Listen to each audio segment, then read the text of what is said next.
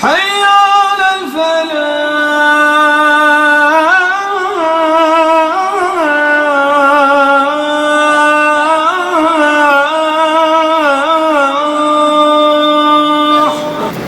أعوذ بالله من الشيطان الرجيم. بسم الله الرحمن الرحيم. فانطلقا حتى إذا ركبا في السفينة خرقها قال أخرقتها لتغرق أهلها لقد جئت شيئا إمرا قال ألم أقل إنك لن تستطيع معي صبرا قال لا تؤاخذني بما نسيت ولا ترهقني من أمري عسرا فانطلقا حتى إذا لقيا غلاما فقتله قال قتلت نفسا زكية بغير نفس لقد جئت شيئا نكرا قال ألم نقل لك إنك لن تستطيع معي صبرا قال إن سألتك عن شيء بعدها فلا تصاحبني قد بلغت من لدني عذرا فانطلقا حتى إذا أتيا أهل قرية استطعما أهلها فأبوا أن يضيفوهما فوجدا فيها جدارا يريد أن ينقض فأقامه قال لو شئت لاتخذت عليه أجرا قال هذا فراق بيني وبينك سأنبئك بتأويل ما لم تستطع عليه صبرا أما السفينة فكانت لمساكين يعملون في البحر فأردت أن أعيبها وكان وراءهم ملك يأخذ كل سفينة غصبا وأما الغلام فكان أبواه مؤمنين فخشينا أن يرهقهما طغيانا وكفرا فأردنا أن يبدلهما ربهما خيرا منه زكاة وأقرب رحما وأما الجدار فكان لغلامين يتيمين في المدينة وكان تحته كنز لهما وكان أبوهما صالحا فأراد ربك أن يبلغا أشدهما ويستخرجا كنزهما رحمة من ربك وما فعلته عن أمري ذلك تأويل ما لم تستطع عليه صبرا. صدق اللہ العظیم. رکو نمبر 10 سورۃ الکہف. بڑا انٹرسٹنگ رکو ہے اور لاسٹ ویک 9ویں رکوع کے اندر ہم نے حضرت موسیٰ علیہ السلام اور ایک روایت کے مطابق ان کے ساتھ ان کے ایک شاگرد تھے جو بعد میں پیغمبر بنے حضرت یوشع اور خضر علیہ السلام کا واقعہ پڑھا تھا. ٹھیک ہے, یہاں پہ قرآن مجید میں سورۃ الکہف کے اندر اس سے بارے میں خضر علیہ السلام کا نام لکھا ہوا نہیں ہے. آپ صلی اللہ علیہ وآلہ وسلم کی احادیث سے ہمیں پتہ چلتا ہے کہ یہ جو موسیٰ علیہ السلام نے تلاش کیا تھا یہ خضر علیہ السلام تھے. اور واقعے کا سبب کیا بنا تھا؟ واقعے کا سبب یہ بنا تھا کہ کسی نے آ کے موسیٰ علیہ السلام سے سوال کیا تھا کہ بھائی دنیا میں سب سے بڑا عالم اس وقت کون ہے؟ تو موسیٰ علیہ السلام نے, چونکہ خود اس وقت کے نبی تھے, نبی نہیں بلکہ رسول تھے, رسول ذرا زیادہ خاص ہوتا ہے, تو انہوں نے ساری چیزوں کو مد نظر رکھتے ہوئے آنسر کیا تھا کہ میں اس وقت کا سب سے بڑا عالم ہوں. تو اللہ تعالیٰ نے اس چیز کو موسیٰ علیہ السلام کو کریکشن کیا اور موسیٰ علیہ السلام کو اس کی اطلاع دی کہ بھائی آپ سے بھی الگ لیول کے علم والے لوگ موجود ہیں.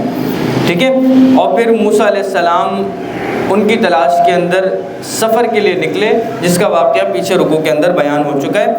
ہم پہنچے تھے یہاں تک کہ مچھلی زندہ ہوئی اور اس نے پانی میں چھلانگ لگائی 2 دریاؤں کے سنگم پر, اور پھر وہاں سے وہ خضر علیہ السلام تک پہنچے. خضر علیہ السلام سے انہوں نے اجازت چاہی کہ بھائی ہم آپ کے ساتھ رہیں گے اور آپ سے سیکھیں گے. تو خضر علیہ السلام نے کہا تھا کہ آپ جو ہے وہ اس کو برداشت نہیں کر سکتے, اس علم کی چیزوں کو برداشت نہیں کر سکتے. موسیٰ علیہ السلام نے کہا تھا نہیں, آپ مجھے جو ہے وہ فالو کرنے والا, صبر کرنے والا پائیں. قال ستجدنی ان شاء اللہ صابرا ولا اعصی لک امرا, ٹھیک ہے نا, میں آپ کے حکم کی نافرمانی نہیں کروں گا, آپ مجھے صبر کرنے والا پائیں گے. تو پھر اس کے بعد قرآن مجید بیان کرتے ہیں 10ویں رکوع کے اندر, فانطلقا حتی اذا رکبا فی السفینۃ خرقہا, چنانچہ دونوں روانہ ہوئے یہاں تک کہ جب دونوں ایک کشتی میں سوار ہوئے تو ان صاحب نے کشتی میں چھید کر دیا. ایک نئی کشتی کے اندر روانہ ہوئے موسیٰ علیہ السلام, خضر علیہ السلام اور حضرت یوشع, تو انہوں نے کشتی میں چھید کر دیا. تو اب جیسے ہی چھید کیا تو موسیٰ علیہ السلام فوراً بول پڑے. کیا بولے؟ قال اخرقتها لتغرق اهلها, کہ تم نے اس کو چھید دیا, تم نے توڑ دی کشتی تاکہ تمام کشتی والے پانی میں غرق ہو جائیں. لقد جئت شیئا امرا, آپ نے بہت ہی خوفناک کام کیا, بہت برا کام کیا.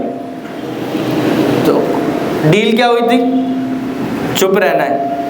خضر علیہ السلام نے پہلے کہہ دیا تھا میں جو کروں گا آپ اس کو برداشت نہیں کر سکیں گے. اب موسیٰ علیہ السلام نے بول تو دیا, پھر اس کے بعد جو ہے وہ خضر علیہ السلام, یہ دیکھو کنورزیشن دکھائیے 1 to 1. خضر علیہ السلام کہتے ہیں قال الم اقل انک لن تستطیع معی صبرا, کیا میں نے آپ سے نہیں کہا تھا کہ آپ میرے ساتھ رہ کر صبر نہیں کر سکیں گے. اب موسیٰ علیہ السلام کو احساس ہوا کہ یار میں تو شاگرد بن کے آیا ہوں, یہاں نبی تھوڑی ہوں میں, تو یہاں میں کسی کے ساتھ زور تو بس میں تو سیکھنے آیا ہوں. تو موسیٰ علیہ السلام نے فوراً کہا قال لا تؤاخذنی بما نسیت ولا ترهقنی من امری عسرا, موسیٰ نے کہا مجھ سے جو بھول ہو گئی اس پر میری گرفت نہ کیجیے اور میرے کام کو زیادہ مشکل نہ بنائیے, یعنی مجھے اس مرتبہ چھوڑ دیں, مجھے بگائیں نہیں اپنے پاس سے. آگے کہتے ہیں فانطلقا حتی اذا لقیا غلاما فقتلا, وہ دونوں پھر روانہ ہو گئے یہاں تک کہ ان کی ملاقات ایک لڑکے سے ہوئی. فقتلہ, تو ان صاحب نے اس لڑکے کو قتل کر ڈالا. ایک روایت کے مطابق اس کا سر دھڑ سے الگ کر دیا. سمجھنے بات کو. اب موسیٰ علیہ السلام لازماً پیغمبر تھے, اپنے زمانے کے جلیل القدر پیغمبر تھے.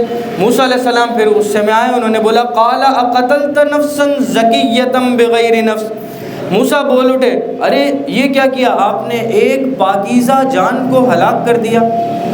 زکیۃ بغیر نفس, زکیہ کا مطلب زکوٰۃ, آپ لوگوں کو پتہ ہے زکوٰۃ کا مطلب ہوتا ہے پاک کرنا, پاک جان کو بغیر نفس ہلاک کر دیا, یعنی اس نے کسی کو قتل نہیں کیا تھا کہ جس کے بدلے میں آپ اس کو قتل کر دیں. اچھا یہ فارمولہ شروع سے ہے جان کے بدلے جان, ٹھیک ہے, یعنی موسیٰ علیہ السلام کی شریعت میں بھی یہی تھا. تبھی انہوں نے یہ کہا کہ بغیر کسی گناہ کے, بغیر کسی قتل کے گناہ کے آپ نے اس کو ہلاک کر دیا. لقد جئت شیئا نکرا, پھر انہوں نے کہا کہ آپ نے بہت برا کام کیا, آپ اس کا بدلہ نہیں, کسی قتل کا بدلہ نہیں تھا, یہ آپ نے بہت برا کام کیا.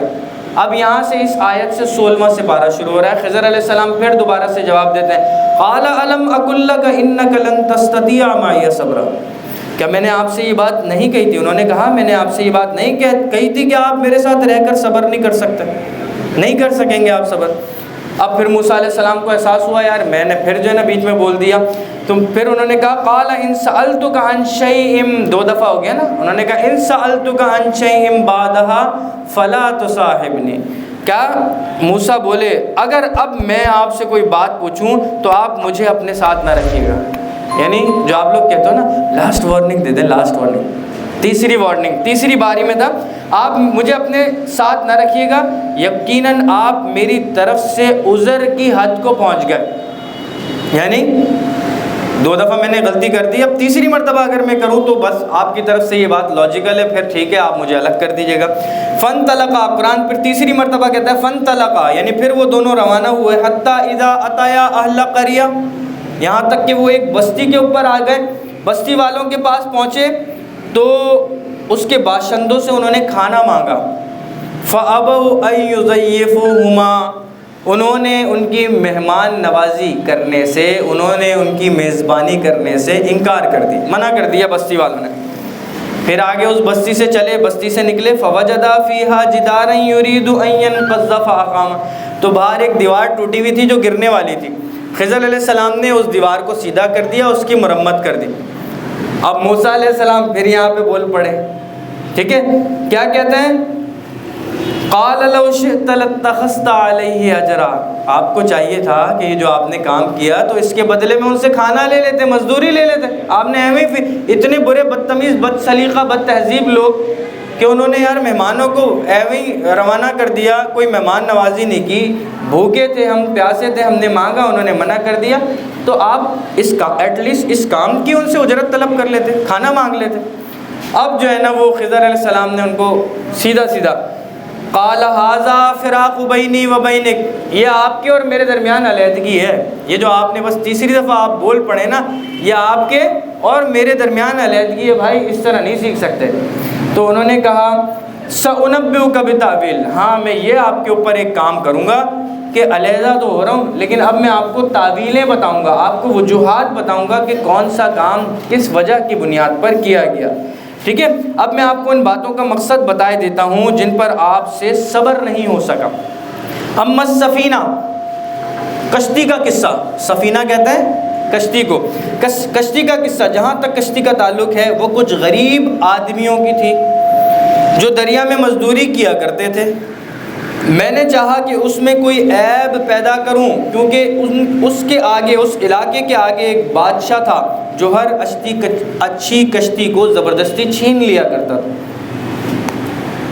مقصد سمجھ میں آیا؟ یعنی نئی کشتی تھی، اگر وہ اس کنارے تک پہنچتی، جو مزدوری کرنے والے لوگ ہیں، ہمیں دوسرے کنارے جانا ہے، اس کنارے کا جو بادشاہ ہے اس کے لوگ وہاں کھڑے ہوتے ہیں، دیکھتے ہیں جو نئی اور اچھی کشتی ہوتی ہے اس کو چھین لیتا ہے۔ اب جب عیب پیدا کیا، کشتی پھاڑ دی اور انہوں نے مرمت کر لی، اب جب وہ وہاں جائیں گے تو اس کے جو لوگ ہوں گے وہ دیکھیں گے کہ یار یہ کشتی ویسے تو نئی نظر آ رہی ہے لیکن پھٹی ہوئی ہے، ریپیئر ہوئی ہوئی ہے، تو یہ بادشاہ سلامت کے بیٹھنے یا استعمال کے قابل نہیں ہے، تو وہ اس کو جانے دیں گے۔ تو ایک طرح سے یہ اللہ تعالیٰ کا پلان تھا، اللہ تعالیٰ نے ان کی بھلائی کے لیے یہ کام حضرت خضر علیہ السلام سے کروایا۔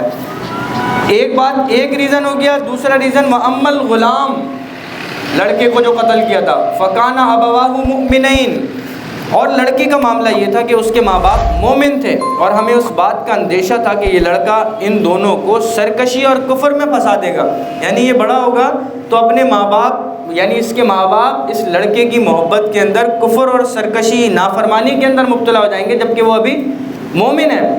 اس وجہ سے اللہ کے حکم سے اس لڑکے کو قتل کیا گیا۔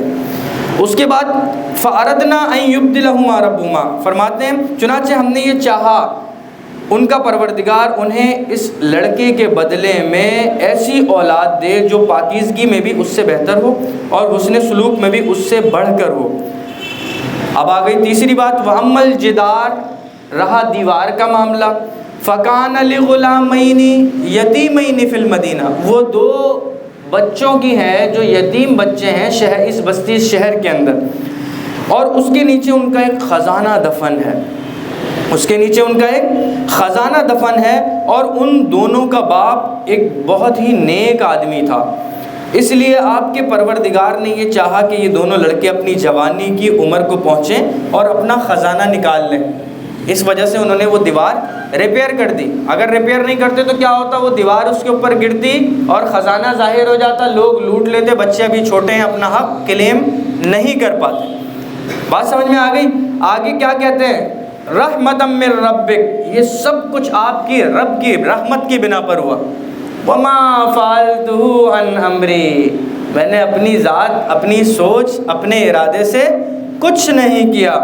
ذالک تأویل ما لم تستطع علیہ صبرا، یہ ان تمام باتوں کے ریزنز ہیں، ان تمام باتوں کی تعویل ہے کہ جس کے اوپر آپ صبر نہیں کر سکے۔ اب یہاں پہ دیکھیں دو باتیں آ جاتی ہیں، میں نے مختصراً پچھلی بار بھی آپ کو یہ عرض کیا تھا، آپ کو بتایا تھا کہ دیکھیں دنیا کے معاملات دو طریقے سے چلتے ہیں جب ہم مذہب کی بات اٹھاتے ہیں۔ ایک ان میں ہوتے ہیں امور تشریعیہ، شریعت سے متعلق معاملات، سمجھ گئے؟ یہ اس کے لیے انبیاء بھیجے جاتے ہیں، آدم علیہ السلام سے لے کے حضرت محمد مصطفیٰ صلی اللہ علیہ وآلہ وسلم تک جتنے پیغمبر، جتنے رسول، جتنے نبی آئے، وہ تمام کے تمام شرعی امور کے معاملے کے اندر، شرعی امور کو فالو کرانے کے اندر، لوگوں کو شریعت سے آگاہ کرنے کے لیے وہ سارے کے سارے پیغمبر آئے تھے۔ تو جتنے پیغمبر آدم علیہ السلام سے لے کے حضرت محمد مصطفیٰ صلی اللہ علیہ وآلہ وسلم تک آئے، وہ تمام پیغمبر جو ہے شرعی احکامات کو بتانے کے لیے تھے، یعنی جو انسان اور جنات کے لیے اللہ تعالیٰ نے معاملات رکھے، کیا کیا ہے اس میں، حلال حرام، جائز ناجائز، اچھا برا، اخلاقیات، دنیا میں رہن سہن کے طریقے، چاہے دینداری ہو چاہے دنیا داری ہو۔ دوسرا ایک پیرالل نظام ہے جس کو انسان کی آنکھ نہیں دیکھ سکتی، وہ کہلاتے ہیں امور تکوینی۔ کیا کہلاتے ہیں؟ امور تکوینی، جس کو ہم کہتے ہیں قدرت، قسمت، اللہ تعالیٰ کے معاملات۔ کیا ہے وہ؟ کون کب پیدا ہوگا، کب مرے گا، کس نے کتنی رزق لے کر آنا ہے، کون کب بیمار ہوگا، کب صحت مند ہوگا، کس جان نے کتنا کمانا ہے، بارش کب آئے گی، کہاں زلزلے آنے، کہاں طوفان آنے، خدائی معاملات جو ہوتے ہیں امور تکوینیہ، اس کے لیے اللہ تعالیٰ نے عمومی طور پہ فرشتوں کی فوج رکھی ہوئی ہے۔ جیسے خضر علیہ السلام کے ذریعے سے ایک مرتبہ پوری ہسٹری کے اندر یہ چیز واضح ہوئی کہ اللہ تعالیٰ کے حکم سے کسی بچے کو قتل کر دیا۔ اب یہ کام اگر کوئی انسان کرے تو اس کی پرمیشن ہے، شریعت کے حساب سے پرمیشن ہے، بھلے یہ پتہ ہو کہ یہ بچہ فسادی بنے گا، ماں باپ کو کفر کے اوپر لے کر آ جائے گا، کیا پھر بھی کوئی بھی مذہب اس کی پرمیشن دے سکتا ہے؟ نہیں دے سکتا۔ لیکن یہی کام اسرائیل علیہ السلام روزانہ کرتے ہیں۔ اسپتالوں میں بچے پیدا ہوتے ہیں، مرے ہوئے پیدا ہوتے ہیں، ڈیفیکٹ کے ساتھ پیدا ہوتے ہیں، کہ کوئی انکمپلیٹ بچے پیدا ہوتے ہیں، معذوری کے ساتھ پیدا ہوتے ہیں۔ تو اللہ تعالیٰ کے جو امور تکوینیہ ہیں اس کے معاملات کو انسان اور اس کی عقل، اس کا ادراک نہیں کر سکتی، اس کو نہیں پہنچ سکتی۔ اللہ تعالیٰ نے ایک سیمپل کے طور پہ انسانوں میں سے ایک شخص دکھا دیا موسیٰ علیہ السلام کے واقعے کے اندر، وہ بھی ایک پارشل جھلکی تھی، کہ اس چیز کا اظہار کرنے کے لیے کہ امور تکوینیہ بھی اللہ تعالیٰ نے سلیکٹڈ انسانوں کے یا ایک انسان کے ایٹ لیسٹ سپرد کیے تھے، یعنی ایسے معاملات جس کا تعلق ڈائریکٹ خدائی معاملے کے ساتھ ہے۔ بات سمجھنا، ایڈمنسٹریٹو کنٹرول والے معاملات، ایڈمنسٹریٹو کنٹرول والے معاملات کا مطلب اللہ تعالیٰ نے اپنا جو ایک سسٹم رکھا ہے نا، جس کی اجازت پیغمبروں کو بھی نہیں ہے۔ معجزاتی طور پہ کچھ چیزوں کا اظہار ہو جاتا ہے، جیسے عیسیٰ علیہ السلام جو ہے وہ مردوں کو زندہ کر دیتے تھے، یہ اللہ تعالیٰ کی طرف سے پرمیشن تھی، ان کو الاؤ تھا، ایک اسپیشل کیس تھا۔ لیکن ہر پیغمبر کو اس بات کا اختیار نہیں ہوتا کہ ہاتھ لگائیں مردہ زندہ ہو جائے۔ یا عیسیٰ علیہ السلام نابیناؤں کو بینا کر دیتے تھے، نابینا ہوتا تو اس کی آنکھ پہ ہاتھ پھیرتے تھے، اس کی آنکھیں اور روشنی واپس آ جاتی تھی۔ یہ ایک اسپیشل کیس تھا، اسپیشل پرمیشن تھی۔ تو اسی طریقے سے امور تکوینیہ یعنی خدائی معاملات کے اندر اللہ تعالیٰ نے یہ دکھا دیا کہ فرشتوں سے ہٹ کر ایک انسان کو بھی اللہ تعالیٰ نے اختیار دی، ہو سکتا ہے اور لوگوں کو بھی دیا ہو، لیکن قرآن نے صرف ایک جگہ، ایک رکوع میں، 2 رکوعوں میں بس اس کی وضاحت کی، اور آپ صلی اللہ علیہ وسلم نے بتایا کہ ان کا، اس بندے کا نام تھا خضر علیہ السلام۔